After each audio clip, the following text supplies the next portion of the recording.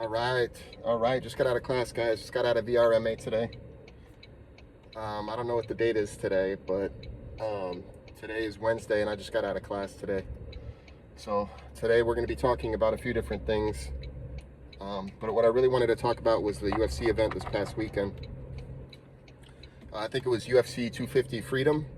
So it was the 250th anniversary of the United States, and they did a big UFC 250 Freedom UFC at the White House. So I'm sure you guys may or may not have seen it. Ooh. But it was epic. Super epic. They had about maybe 5 or 6 fights. There was no prelims this time. I was looking for the prelims and I couldn't find them. So that was kind of bumming me out. But I ended up going to my boy's house to watch the fights, which was pretty cool. Shout out to you, Johnny. And we hung out with him and his boy there. And we pretty much got to see all the fights from start to finish there. So, man, what I can say is it was a production. And if you saw it, you know what I'm talking about, man. What a freaking production, man. It was pretty dope, man. It was pretty dope. I was thinking about boycotting it for political reasons, just because, you know, I'm anti-war. Let's just say that. And so, you know, I was thinking about boycotting it, but then my homie called me. He's my friend from jiu-jitsu, and you know, I like to go over to his house. It's a beautiful house, and his kids are always there, and his family's always there, and it's pretty laid back and chill. He smoked some meat. He smoked up a brisket. Thank you again, Johnny. That was amazing. I appreciate you for that. And try to bring a few things over, and we just kick it and eat food and drink and watch the fights, man. So it was pretty dope to get a chance to hang out with him and his homie. Shout out to his homie too. I forgot his name, but super nice guy. And we got to watch the fights. But man, tell me America does not have propaganda though. Like, propaganda is insane in America, bro. Every other commercials, join the army, you know, become a Navy SEAL, planes flying over, you know, like, I get it, you know, we were in war or whatever, we're in war, I don't know what you call it, but, and you need people to join, you know, so I get it, you know. As you probably already know, everybody that was in the audience was from the military, which was dope, you know. And you know, I was watching it with my friend Johnny and his friend, and they're both in the military, or were in the military. I think we're in the military, or are military adjacent, if you will. I know Johnny for sure, he works in the government. So they really respect the culture of the military. I do too. I definitely highly respect all the people that serve our country. It's really the politicians that I have issues with, 9 times out of 10. So it was really cool to see them have that opportunity to go. It was cool that they did that for them, but I will say it was propaganda heavy, and for that I didn't appreciate it, you know. You know, kids that are young and naive, you know. Obviously they're doing it during UFC, you know. It's like, all right, all the young men are watching UFC, so that's where they're going to propagandize them to join the military. Not that joining the military is bad. I'm just saying it was clearly a lot of propaganda for the military. And I noticed that when I watched the commercials and I watched the production. Although it was a beautiful production, and if you're a patriot like me, then you appreciated it for some things as far as that's concerned, and you know, I'm proud to be an American, and I was enjoying it for that fact. Not that you know, I trained down here in South Florida, man. I trained in South Florida. If you've lived in South Florida, you already know that it is a melting pot. And I want to say it's more of a melting pot than California. I mean, everywhere in the country is here. Or not in the country, in the world is here, you know. When people ask you, hey, where are you from? They're not talking about where are you from in America. They're talking about where in the world are you from. Are you Russian? Are you Czechoslovakian? People think I'm like Albanian, which I kind of am. You know, like that's what they're asking you. They're not asking you, Are you from New York? You know, are you from North Carolina? You know, like, and 99% of the rest of the country, when they ask you where you're from, that's what they're asking, right? So, that was beautiful. Beautiful. Man, I just got cut off really bad there. But I keep my eyes on the road. So, anyways, I love other countries, man. I got love for the whole world, you know. My homies from Brazil, my homies from Cuba, a lot of homies from Cuba here, a lot of homies from Brazil, from everywhere, man. From everywhere, you know, Jamaica, Haiti, a lot of Haiti folks down here. So anyways, I'm just saying all that to say, you know, I wanted the American fighters to win, but, you know, some foreign fighters have a special place in my heart. For example, Ilia Topuria.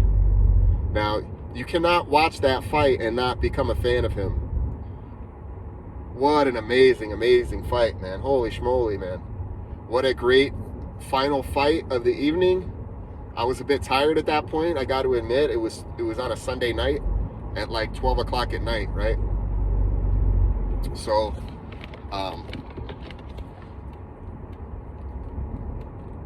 it was, I was hella tired by that point. But it was a sick, sick fight, man. Really enjoyed it. And, sorry, guys. So anyways, I really, really enjoyed it, man. And, man, I had questions. Because I've never seen somebody's face get beat up like that before that quickly. And if you guys ever watch boxing, and I'm not saying this is what happened, but this is what I suspect, that people put things in their gloves all the time, man. People will put stuff in their gloves to have an advantage. And it just seemed so insane to me that his face got battered that quickly. I'm not saying it's impossible or that's not exactly what happened.